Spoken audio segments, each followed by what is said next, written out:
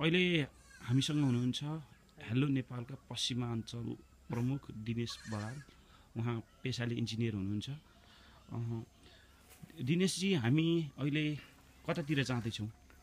यो चेपाङ पेडा गाविस वडा नम्बर 4 को चेपाङ बस्तीतिर हामी अहिले त माथि जाँदैछौँ। माथि कता हो? त्यो डाँडातिर? यो उता माथिको डाँडामा।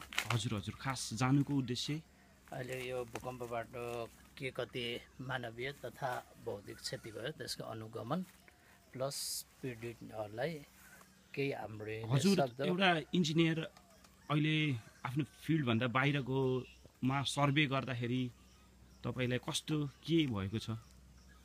अब यो विपत्तिको घडीमा यति भए पनि आफूले सक्दो सेवा गर्न पाएकोमा आफूले अलिकति मानवताको।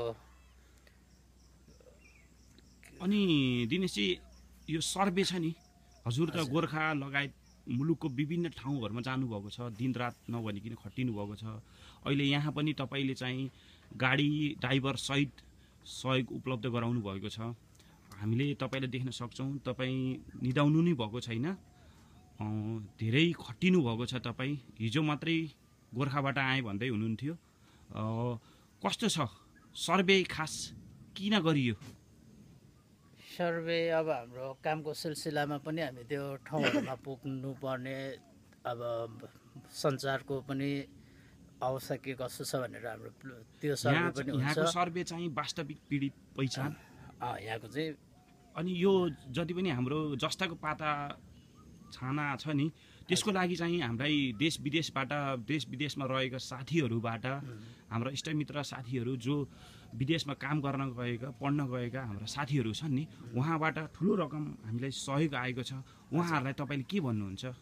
कृपया 2 शब्दमा भनिदिनु। उहाँलाई धेरै धेरै धन्यवाद। हजुर, उहाँहरूकै कारणले आज हामीले यति पनि सहयोग गर्न पाएका छौँ, हामी माध्यम बन्न पाएका छौँ। सबै उहाँहरूकै सहयोगले नै आज यो सफल भएको छ। हृदयदेखि नै धेरै धेरै धन्यवाद छ उहाँहरूलाई। साथीहरू, अहिले हामी सर्वेको क्रममा छौँ। हामी साथी दिनेश बरालले बताएअनुसार हामी त्यो डाँडामा पनि पुग्नेछौँ। डाँडामा पुगेर हामीले रिपोर्टहरू तयार गर्नेछौँ। रिपोर्ट तयार गरेर वास्तविक पीडितलाई पहिचान गरेर अहिले 12 बजेतिर हामीले उहाँहरूलाई जस्ताको पाता वितरण गरिने कार्यक्रम रहेको छ। धन्यवाद।